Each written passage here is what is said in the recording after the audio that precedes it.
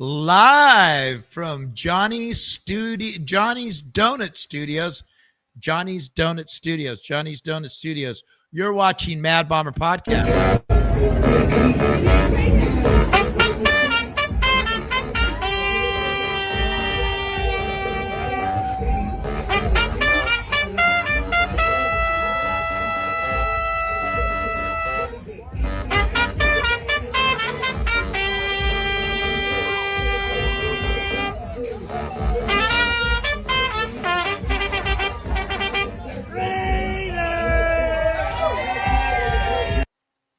Now that just makes me smile every time I see Mariachi Tony out in the hizzy, as they say it back in the 80s. Well, fellas, this is Victory Tuesday. Last Victory Tuesday, we probably didn't have a good show. We talked about the snubs on the Pro Football Hall of Fame. But guess what? This weekend, the Raiders went. It wasn't pretty, but it was a victory. And like the cliche is that all wins are hard to get in the NFL. And you know what? The Raider fans showed up. It was an all Raider stadium this weekend. The defense showed up and the special teams showed up. Finally, the special teams showed up. We were, every time the kickoffs and the punts were on, I was like holding both butt cheeks real tight because it's not fun watching our special teams this week, but I'll tell you what, they did a great job, and the Raider fans came out strong. There was a loud crowd. When I got to the stadium, it was different. Usually when I get there, it's like Raiders, and you have everybody that's, they're pumped. They're pumped. This weekend, you had the Blitnikoff crab feed. So you had the gold jackets that they at halftime. Eric Allen was presented his gold jacket and his ring, which he was a great Raider. And that was special at halftime. But before the weekend started, we had the Blitnikoff crab feed. And unfortunately, I did not get to go to that. But from all accounts, it was a superior. As always, Freddie B does it well. Angela does it well. These guys go to great lengths, and the fans are accessible. I mean, the fans, of course the fans are accessible, you dipstick.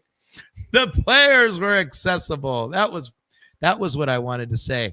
The only player that wasn't, the only fan that wasn't accessible was this guy.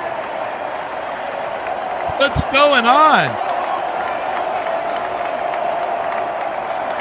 This guy was all right. That's called a victory formation, folks. You don't get a whole lot of those, but that's what happened. And that was it. And you know what, Mr. Steve McNair? Look at that. That's our house, fellas. And there's my peanuts. And I'll tell you what, this weekend was different. The fans were pissed. They walked into that stadium pissed. They weren't like, I didn't see anybody going, because we have some TMZ podcasters out there. They know who they are. And if they watch the show, you sicken me. You sicken me by coming on and talking smack about our team. If you're that Raider fan, talk smack about the team. But why are you talking smack? Oh, Gino sucks. Why does Gino suck? Is there something you see that I don't see? I mean, yeah, he stares down receivers. Yeah. Does he have time to pass? Is Jacoby Myers or Ian Thomas making the blocks on inside zones or inside coverages? Talk to me sensibly. Like when the Oracle and I come in on Friday nights, we do our homework. We're not going to go like this. Yeah, that guy sucks. Yeah, get rid of him. Oh, we need to get rid of Pete Carroll, Brendan Carroll. I don't want to hear that. That's not how my show's going to go. We're not going to talk about players and coaches until week 18, when we have a full evaluation of everything we've seen for 17 games, 18 weeks. So I'm going to be going to the game this weekend in Kansas City. I'm going to do my show live right after the game. As soon as I get back to the hotel. Yeah, you know what I'm talking about. My hotel. I don't know when that'll be, but should be before the last games are going. But we'll analyze the game, but we don't do anything until Fridays when we break down the film, the Oracle and I, Alex. But on Victory Tuesdays, we always like to have some fun, whether it's after that crap loss to the Colts. We did the Super Bowl, but today we have another honored guest from the Black Hole, and it gives me. I just got through talking to her, and she is a Raider fan. This one is fun to talk to, and she's going to be talking about some of her upcoming events. But first and foremost, let's give a Mad Bomber welcome and a Johnny's Donut welcome to Carmen, Black Hole Carmen. What's up, Carmen? Hey, what's up, you guys? How you doing? How are you? Good. Thank you. Good. So we're going to talk a little bit later about your function that's going to happen this weekend with Kansas City. But first and foremost, Carmen, like anybody that comes on this show, my fans want to address you and say, how did you become a Raider fan? And are you a true Raider fan? I would like to say yes, I'm a true Raider fan. I'm still a Raider fan. It's in my DNA since this is all I know. Football is all I know. Like the Raiders, that's it. It was Raiders. My dad just instilled it in us, and I mean, there's nothing like being a Raider fan. The good, the bad, and the ugly. You know what I mean? So, and it's 365 days a year. There's no off time of we put our jerseys and all our stuff away at the end of the season. No, this is definitely a lifestyle. So, no, so you've been a Raider fan. So you were right around the end of the 80s, you were a Raider fan, and you before we went on screen, you talked about you grew up in Sacramento, liking the Raiders, and you, like everybody else in here, we have some guys that in our family that just ain't right, but you talked about the first Raider game to me. Could you go ahead and explain to the Bombers what your very first Raider game? Well, my first memory of a Raider game was in going to LA. I would go a lot of places with my aunt and my uncle, and we would travel. Like, they load up the van with all us kids, and we'd go, and we caught a game. Like, and I don't remember who we were playing at that point, but just the feeling of being there and being like, wow, like that was like my first official game. Just it was cool. And, obviously, when they moved back to Oakland, what was it, like 94? Yeah. So, after that, it was just, catching games when you could, like money's always, tight, so when you could go, you go. And when I was old enough to drive, then obviously going out and catching games and tailgating, and sometimes not even being able to go in, but just going out there to tailgate. So also, you watch the games from the parking lot sometimes? I've heard of I remember there was a guy that would bring his big TV out there. He would bring his big TV out there, and I don't know how he did. Like, I think he had a generator or something going.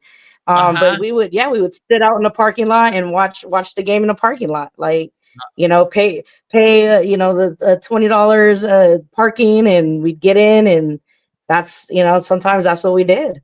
Yeah, so totally. Just to be there, Too bad you didn't know me back then. I could show you how to hop the fence. I did that for one game. So me and my friend went to a Raider game. It was the Dallas game in 1980. And we had one ticket between us. And we did rock, scissors, paper, and I lost. So I did the one hop over the fence. And anyway, I've done that before. And so Carmen was a season ticket holder. Yes. And she went to the games. Carmen has been to a few stadiums. Tell me which one I thought was intriguing was your favorite stadium to go to. Seattle. Yes. Talk about that. Seattle, so far has been my favorite. I've been to Levi, been to SoFi, went to Dallas, we've been to Arizona. So we've caught a couple stadiums so far, but so far Seattle, and I feel like Seattle for me has that, like, that Oakland vibe. I don't know, maybe just the setting of their stadium. Like, we call Oakland like the concrete jungle, right? Like, just everything about it. It was just, the way it sat. like closer to the neighborhoods. It was just the feeling. The feeling for me, I felt like this was as close to Oakland, that you can get at this point. But and like I said, just inside, like they have layers, within their facility, which I thought were really cool. Like a whole section. I mean, usually there's always a section for kids, but they went all out with their stuff. So I mean, I really did enjoy it. It's an older stadium, but I mean, I definitely vibed with it for sure.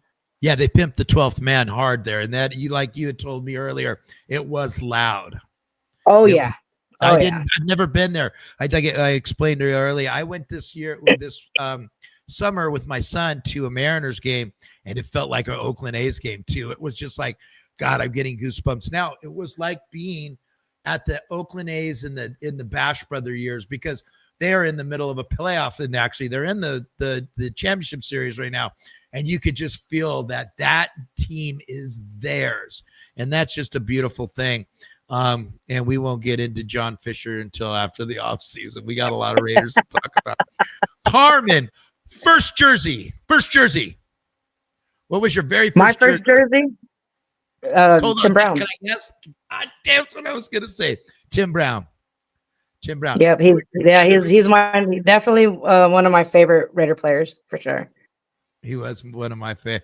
Who was your dad's favorite? My dad loves Bo. Oh God. My dad is a hardcore Bo Jackson fan. And honestly, I just I'm in my Carmen cave right now, and I have 00, Mr. Otto. I love Jim Otto too, but I have my Tim Brown signed jersey, and I'm like, let me get something and frame it. So I actually just received this week my autographed Bo Jackson jersey. So I'm gonna frame that up and have that for my pops. So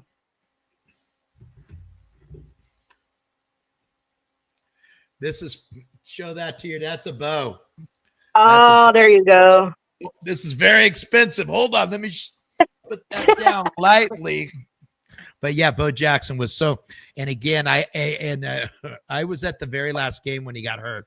I was at the Bengals playoff game, and that was a tough one. So now, Miss Carmen, who is your favorite Raider player? Geno Smith? To me, I don't know. I think I need to have a very, very long conversation with Mr. Smith. A lot of us favorite player now. I mean, I would have to say Crosby. Come on now. I feel like he's our front leader. It's funny because I went to Allegiant Stadium this weekend, and it's just like 98, 98, 98, 98, 98, 98. I mean, there's families with 98. My family had 98s. I bought my granddaughter a 98 jersey for her birthday this weekend when she went, and it's like 98, 98, 98. Who's your number 2 best player? My number 2, I like JPJ, and then Miller. I love JPJ. I do too. He really does significant. He makes the Raiders the Raiders. I mean, remember Steve Wisniewski? Those guys are like there's not even when we brought in Richie Incognito. Those are the guys that just, they make the fans want to be proud. And I was really, really complaining this week before this game. And I talked to a lot of people this weekend. I watch a lot of college football. I call it the John Sousa Quarterback Academy. I watch college football to find us a quarterback, although the Raiders never listen to me. But I do watch a lot of, and I was talking to a lot of Raider fans, and I'll tell you what, they were pissed. They were like, I was like, this team has no heart. They didn't look like they played hard in Indianapolis. And I'm always trying to figure out on the East Coast roadies, because it's a 10 o'clock game, why they're not playing hard. And I don't even want to figure it out anymore. So without further ado, let's go to this guy. I am so happy that this guy is on my team. From the Tennessee 4. This is Genty. He's in. Touchdown. Aston Genty. Oh my. Now, Yeah.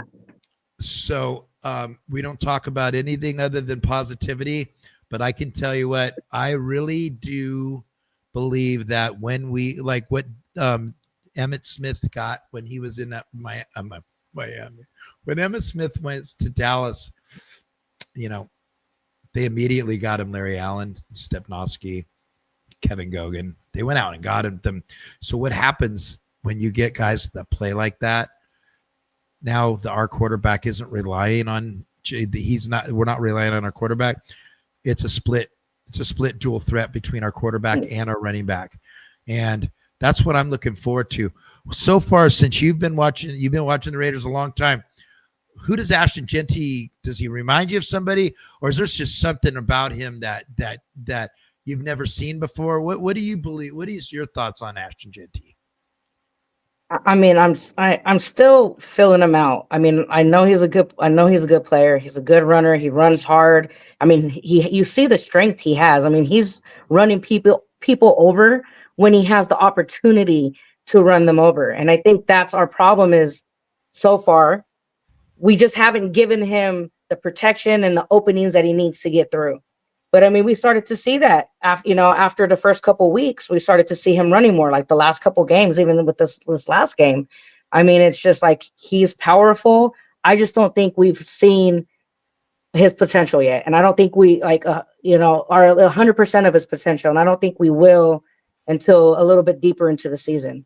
I think he's going to surprise a lot of people because people have obviously been, kind of bad mouthing him, and I'm like, we haven't even given him an opportunity yet. And he's definitely showing some stuff. So he's definitely not gonna stay quiet. And again, the season's not over. We're gonna have I think he's gonna have a great season, but we're gonna have a lot of money under the cap next year. Although we only have 31 players. We only have 31 players signed for next year, so we're gonna have to sign some people, but it's time to draft and buy offensive linemen because we didn't do it for Josh Jacobs. And now look at what Josh Jacobs is doing with the line. And I'm not going to compare Josh Jacobs to Ashton Jeanty. That's not fair, but they're both bowling balls. And I think that when you have a small guy like that, it's tough to tackle. And because he gets lost in the wash with all these giant low to the ground, to the ground. And like he doesn't go down on first take. so we're gonna go ahead and watch another beautiful play where Carmen and I are gonna break down this play. The right, empty backfield, 3rd down and 7. Won't take him down. Ball comes loose. Raiders recover. Devin White with the initial hit. 3rd and goal. Play clock winding down. Get the snap off. Smith. There it is. That's the Gino I want. There's Michael Mayer, and what he's going to do is really just block, release. But once he releases, look how quickly he gets his eyes right back to Gino. I'm telling you, that play makes me excited that it's in him, but he stares down receivers. Give me a negative and a positive about Gino. Obviously the positive, we scored the touchdown. This year though. I mean, this year, as you're looking at Gino, full sample from games 1 to 5. I feel like he's starting to get a little comfortable. I feel like I don't maybe him walking into this season, he did talk like, I have a chip on my shoulder. I have things to prove. And I think he's just trying too hard and he doesn't need to. I do feel like when he focuses in on his target, he's not looking on the outskirts. And that bothers me because that's where all his picks are coming from. Yep. He's not seeing them. He's not seeing the coverage coming in. He's just focused on, who he's going to get that ball to. And he got to do a better job at looking and making sure, there's nobody coming in and swooping in on that ball. Cause that's exactly what they've been doing to him. I agree. And then my buddy Rudy says, but can he do it against a strong team? Because he hasn't yet. I agree. Exactly. Uh, It's and again, it's not going to be. We're not going to do sample size of 5 games. That's not fair to him. It's not fair to the Raider fans.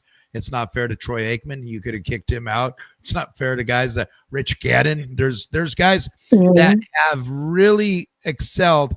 And if you look at Gannon's 90-99 year, it was up and down. He was not good. He was sailing things. What I can say is, and thank you, Rudy. I agree with. I'm waiting for that, and this is the game that he can go ahead and I think this is the game for him where if he manages the game, he does a great game against the Kansas City. Let the defense do it. Geno Smith last game was 17 for 23. Not bad for 1 touchdown and his league leading 10th interception. Okay. Yes. Yep. So that's 91.6 rating. He tried to say that a lot of his interceptions have been off, deflections and stuff. And they have, not a lot, but they have. Yeah, I'll give him a couple. But are you staring that way? I mean, again, this is one of those leagues where last week Trevor Lawrence was the greatest quarterback that ever lived. And then this week, what happened? And then Alan Gaston, we'll find out. Look, this is the guy I watch the games with. All this guy talks about during the games is $2.99 hot dogs. Come up with better material, damn it, Uncle Alan. So for the offense, it's a work in progress. Is it getting better? May or may not. I mean, it may or may not be getting better.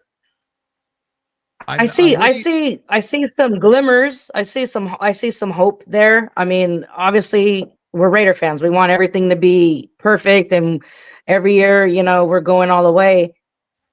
I mean, I feel like my expectations for the season, I was just like, I just want to have some good wins. I feel like Pete came in and he didn't promise the world. He didn't promise, like, he made absolutely no promises. It was just like, I'm going to come in, we're going to get us going and get it together. And it's going to take me some time. So I don't feel like he came in and made these like false promises to the fans or to the organization. He said, I'm going to need some time. Like it's development. And I feel like we got to trust that process. Like, yes, what else can we do? We have it. The common denominator with the Raiders for the last many years was that we get a coach and fire him, get a quarterback, he sucks, get rid of him. Derek Carr was at the end of his thing. I mean, we could talk about that later, but we cannot continue to keep getting different coaches. And the reason I'm saying that is John Harbaugh and Mike Tomlin. When you walk into the Ravens or the Steelers, you know who the number one guy is, and that's who it is. Look, Aaron Rodgers came to the Steelers, and Mike, have you heard anything from? Do you see Aaron Rodgers do his stupid shit on Pat McAfee every day, or get on there and start crying? Nope, Mike Tomlin's got him on a leash. You haven't heard from Aaron Rodgers, the freak. You see Aaron Rodgers, the football player, again, and that's what's nice, because what you can see right now is that those types of places are consistent with winning. They've also had some good quarterbacks there, but the Gallagher's, what I liked last game, he was taking what the defense was giving him instead of forcing things to happen. And even on that pick, he said he was trying to throw it away. So I'm going to go ahead and give him that one. We'll go ahead and give Geno a mulligan on that one, because I think what Chip Kelly did this week is he dumbed it down. And you got to remember, he knows he's got Stone Forsythe playing his left tackle, and he can't go for the long shots. We just have to get rid of the ball. Look at what Tua does. I mean, it's perfect. If you look at Patrick Mahomes, gets rid of the ball on the outside quick. Watch any of the 49ers and Shanahan. They do that. So we'll say that, it's a work in progress, and let's give this team 3 years. You know what? But what we want to see this year is the team getting better. Carmen, I mean, it's like, I don't want to see 41-6 games every 3 games because that means it's not getting better. Yes, we can run on Kansas City. I agree, Mr. Chavez. I agree with that. Have you watched any of the Kansas City games, Carmen? Lately? I've watched a little bit. Yeah. What did you think about and this last game? Yeah. What do you think? I mean, I feel like we can go in and I don't know. I feel like we could go in and take a W. I really do. I feel. I mean, I don't. We're the KC that the in the past years is not the KC we're seeing this year. So I feel like they are. They're definitely, their communication is definitely not on this. They're not on the same wavelength. And you're seeing that in a lot of the mistakes and errors that they're making. So I mean, I feel like we have a good opportunity. Offense, just our offense. I think we got to spread the ball a little bit. We got to run it. We got to these short passes. I think with this last game with the Titans, it worked. They were working. Yes, there's going to be some mistakes and some things, but I think if we kind of play that into this game, coming up, I think we have an opportunity to take a W. And you know what? You got to remember. The Titans have a great front four. That wasn't something that was like they weren't like a bottom of the barrel guys. I mean, Simmons, the real deal. He is the real deal. And their linebackers were playing really well. All right, let's watch another tape. Let's get back on the good side of the ball. And right here, you're going to see great protection or bad protection, great coverage. Because last week, what did you see last week when we were playing against Indy? I didn't see nothing. The line was not the line just crumbled. Like there was, I don't even know. Like I feel like sometimes they're looking at butterflies or something. I don't know. They're not there. The protection, like I don't know. Daniel Jones was carving him up with short passes, and what I didn't like about the Raiders is that they didn't adjust. They didn't try to adjust. I think giving them a little bit of a mulligan because Jermaine Pratt was gone. Remember we got rid of Jermaine Pratt. We had to go with the Landon Roberts, all three, and he's a 2-down linebacker. Brought in Jamal Adams for a lot. I think we weren't ready for that. And you know what? Tennessee has a great offensive line. And here we go. This right here, look at this. Look at you got 2 blitzers, and then there's Max. There's your number 98 jersey right there. Here, let's watch this from the side. Okay, so right there, Jonathan Laulu, he's playing right in the A gap. And he did great this game. Oh my God! So he did awesome. And there's a play in here where I'm going to show you where he shimmies between the guard and the center, and it makes that crazy sack. Watch this right here. Watch Tyree too.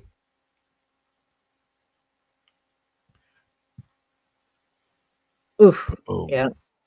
That was a great play. Right there, you had 2 linebackers coming in. With the Landon Roberts, you got to blitz him because you can't do much coverage. I think sometimes too they focus. They try to do that double coverage on Max, so it kind of frees up our guys as long as they're getting in there, right? Yeah. So, but yeah, I mean, this game we definitely seen the defense step up. I mean, I thought they played great. Last game, I don't know where they were at. They weren't on the field. I don't know. And again, you can't rely on one person. You know what I mean? And yes, it's NFL. People are going to get hurt, but it's the next man up, right? That's supposed to be their mentality. And I feel like they got to make sure they're holding each other accountable. And if you're messing up, I'd be like, hey, got to get it together. You know what I mean? You're killing us over here. We need you out there. We need you out of the facility. That's what you need. Okay, here you go. Oh, and then it's just Max being nice. And I got to watch Max on a podcast say that he likes Cam Ward. He said that he was okay. Here you go. Watch this. Oh, Landon Roberts goes back in. Devin White's coming off the right with Max. But watch Max. He took Latham to town this way. Watch this move. Watch this. Boom. Shifts over. And there's he's just a monster, man. Like that guy, like he's just a monster. Give like, him the gold. He's got the gold jacket already. Yeah. Oh, for sure. Already. I mean, I really do believe that he's first ballot. All right, let's watch this last one. This is one I love.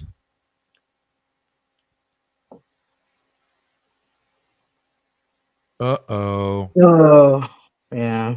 And then after that, that was pretty much it, folks. Mm-hmm. That was it. And then we got to see our favorite guy say goodbye with Mr. McNair. Carmen, how long have you guys been doing? How long have you guys the Black Hole been? Again, for people that didn't see Steven Chavez on the first show, talk a little bit about the Black Hole Sacramento. So Black Hole Sacramento. Well, I mean, I guess for me, I came in last season, like the second game, I believe it was, and I actually got a message from a friend of mine that we would do watch party somewhere else, and she's like, "You got to come check this out, and I think you're really gonna like it over here." And so I went and checked it out, and I was like, "Oh yeah," I was like, "This is definitely." Like I could see us doing some stuff here. And I know the Black Hole Sacramento, they had a chapter here, but I never even knew that there was one here until last season. So that was when that's when Steven took it over. And then, I mean, we just kind of been rolling full steam ahead ever since. I mean, last season, obviously we didn't do the greatest. We didn't have that many wins. And we still had a packed house every watch party, every week, and we've just been building off that momentum. And I think a lot of people they just like the feel. They like going. They like having a good time. I think a lot of it's like even if we do take a loss, we're like at least we're together kind of thing. And every we're having our VP does the DJing, he plays the music, and how cool. Right. I mean, it's just everybody's there to have a good time. And I feel like everybody leaves there and everybody's smiling. And, you don't got all these upset people or anything. It's just the vibe there is really cool. Bartenders, Shenanigans is, a really cool spot to be at. The food we got Momo's Kitchen in there this year. So it's been really good. What's your favorite? Now, when I'm 90% sure I'll be there for the game that you're not going to be there. You're going to be you're going to be. I'll be at SoFi. You'll be at SoFi. Don't get in any fights, young lady. So I'm going to go there. So when my fat butt gets there, what should I order? It's the first thing I should order. I mean, I'm a wing person, so I like their wings. Good. Their spicy chicken sandwich was actually good, and their onion rings. Oh, I'm an onion ring freak. So I will definitely have to order everything on the menu then when I get there. So now Steven also said kids are cool, dogs are cool. Oh, yes. I mean, I think that's one of the things that kind of we stand out. It's definitely family friendly. Bring your kids. I mean, it's just, we want it to be for everybody. So there's we have a couple little machines like the kids can play, like the little arcade, kind of style. There is a pool table that, sometimes the kids get on. We have a guy who brings his daughters in, and they're always playing pool and he's watching the game and stuff. So, I mean, we definitely want that family vibe as well. So, yes. Awesome. I have one of my Portuguese friends is going to be there this weekend with his son and his family. So he's going to come up and say hello to you. His name is Dave. And okay, perfect. So I have the flyer up here, and it's got the Shenanigans Kitchen Bar. Meet former running back Vance Mueller. Vance Mueller was a great Raider. He was from Occidental. Not many guys. Jack Kemp was the only other guy from Occidental who got into the NFL. He was drafted in by the Raiders 1986, and he was running back / fullback / great special team returner. He had 878 yards in 4 years of 4 full years of returning kicks for the Raiders. He also caught some touchdowns. Gentlemen, I just got to watch a video after you told me he was coming on. Got to watch a video of him talked, and he was an Occidental guy, and he went back. This guy's a great Raider. Carmen, I guess we got some other chapters coming this weekend, correct?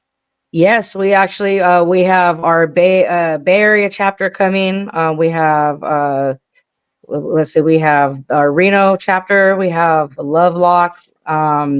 We have Central Coast coming as well, Central Valley, and then us. I mean, we're gonna have, like I said, it's what started off as, you know, just a Bay Area chapter coming to hang out with us, and then just everybody, you know, decided, hey, we're coming too. So I mean, we're excited. Like, we're definitely excited to have everybody come and hang out with us and kind of see how we do it in Sacramento. I bet you do it great, because you guys so far, everybody I've talked to, we got DJ Real About It. Yep. That's our VP. He's always on the 1s and 2s, so we make him work. We make him work. Good. Me and my boys will get out there. Me and my faders, my old boomers, will get out there. We'll get jiggy with it. There you go. And then you got some raffle prizes too. We'll have some raffle prizes. We'll be selling raffle tickets, so we'll have some pretty cool raffle prizes out there. I heard we're gonna have a couple other special guests. Who they may be, I have no idea. So I'm gonna be just as surprised as everybody else. So that's gonna be pretty cool. And like I said, we expect it to be a packed house, so get there early. I think we're a 10 a.m. kickoff. So get your seat and let's have some fun. Let's kick some ass is what we need to do. I'm tired. I mean, that was a great Christmas present a couple of years ago, wasn't it? Oh yeah. Yeah.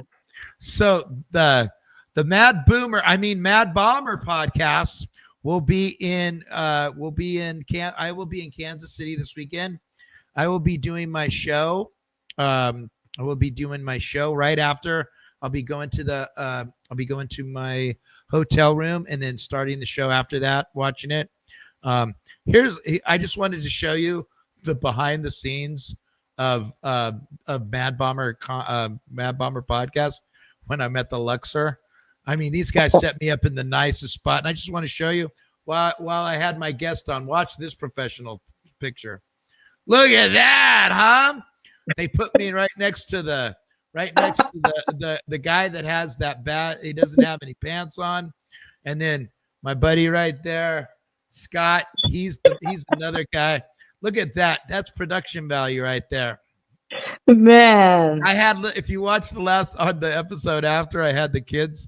They had these kids come on from Oakland, and they did a Raiders for me. And like, they were looking at me like I was some popular dude. And I got off, and his mother came up and goes, hey, who are you? I go, nobody. I just want to do a podcast.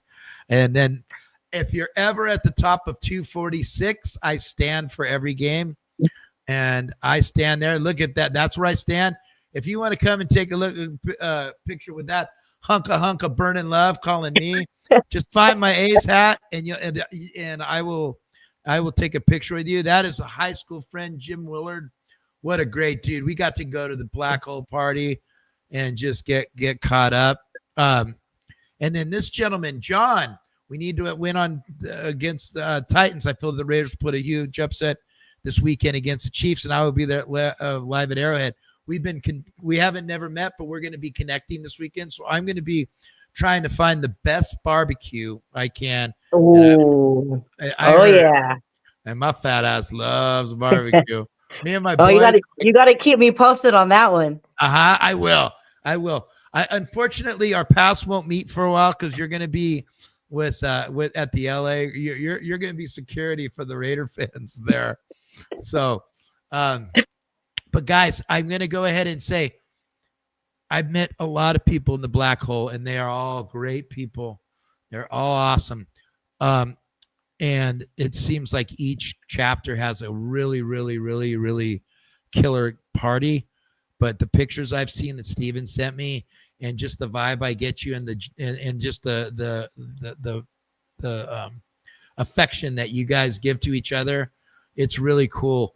How did our Toms do when he went there? So for that one, I wasn't in attendance, but I did call in. I did video call, and I had it was a tough loss for us, but everybody was there. Everybody, I'm like Raiders, and everybody's yelling it back, and everybody said that he had a blast. He was going around to the tables, just hanging out with people. He's kind of crazy. He's kind of crazy. Yeah, I met him before, so it was like, and he's super cool. Like he's just super chill. Like, he just like, yeah, whatever here, I mean, like he'll hold a long conversation with you. He's funny, and he's just like, he just does his own thing. You know what I mean? Like, so he was, he's a really cool guy. And I mean, everybody at the event had a good time too. So you had a lot of pictures of people smiling and him just kind of in there. He brought his, Super Bowl trophy, and so it was pretty cool. That's awesome. So that's how we're going to end it tonight. These guys always have killer guests. They've had Leo Aragus. They've had some really, really good guests. They don't go half-ass. This is the real deal. Sacramento, Black Hole, they're awesome. Guys, if you're not a member of the Sacramento Black Hole, if you want to DM me or if you want to send me some, I'll send it to you, because these guys, they put it out. They take care of their guys. They get people to their gigs. They get Raiders there all the time. Steven is working. He's the hardest working man. Yep. Rock and roll. So and don't let that discourage you. I mean, if you're not a Black Hole member, like come anyways. Like, I mean, it's all Raider love. Like, we're fan driven. So don't feel obligated, you know what I mean, to be like, oh, I have to join to go. Like, no. Come, as you are. Like, we're here for you, and I mean, let's have a good time. Let's just go Raiders, baby. Adorable. All right, we're gonna do our outski. So we'll go. Let's see if you guys in the crowd, if I can hear you guys in the crowd. All right. So 3, 2, 1. Then we'll do Raiders. Ready? All right, guys. Thanks for coming on. Carmen, you're adorable. I want you on again. I think we have a contract I sent to your lawyer, so we're good. All right, guys. Here we go. 3, 2, 1. Raiders! Good night now. Now it's Ciani to the left. Biletnikoff to the right against Marsalis. Back is LaMonica. Throws for Biletnikoff. Touchdown Raiders! Biletnikoff is having words right now with Marsalis. Fred caught that ball after quite a physical battle with Marsalis in the right corner of the end zone.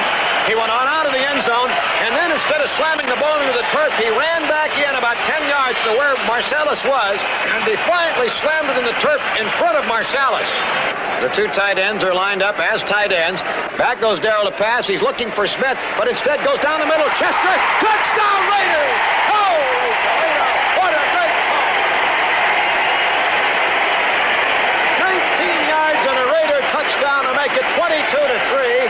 Chester had gotten free at the 5 and was all alone in the end zone 2 yards in. The Chargers now have a brilliant opportunity to put this game away. Here's Williams to the left, Garrison to the right, flanks right, Charlie Smith out to the left as a wingback, leaves only one back to block, that's Hubbard. LaMonica back, gets fine blocking, now he throws down the middle, Branch at the 20. Branch at the 18, tripped up, keeps going, reverses to the 15, he's at the 10, he dances down to the 9-yard line. First and goal to go Raiders. 1 minute and 30 seconds left to go, and hang on to your hats. Branch is still in. He goes to the right, slotted inside Biletnikoff. 5 defensive backs in there. LaMonica gives to Smith, sending him to the left. He's got Upshaw in front. He's at the 5. He's at the 2. It's a touchdown Raiders! Charlie Smith from 9.5 yards out. Oakland has gone in front. Clarence Davis is in for Charlie Smith. He's a deep threat on pass reception. Back goes Stabler to pass. Steps away from the rush. He's going to run up the left side. 30, 25, 20, 15, 10.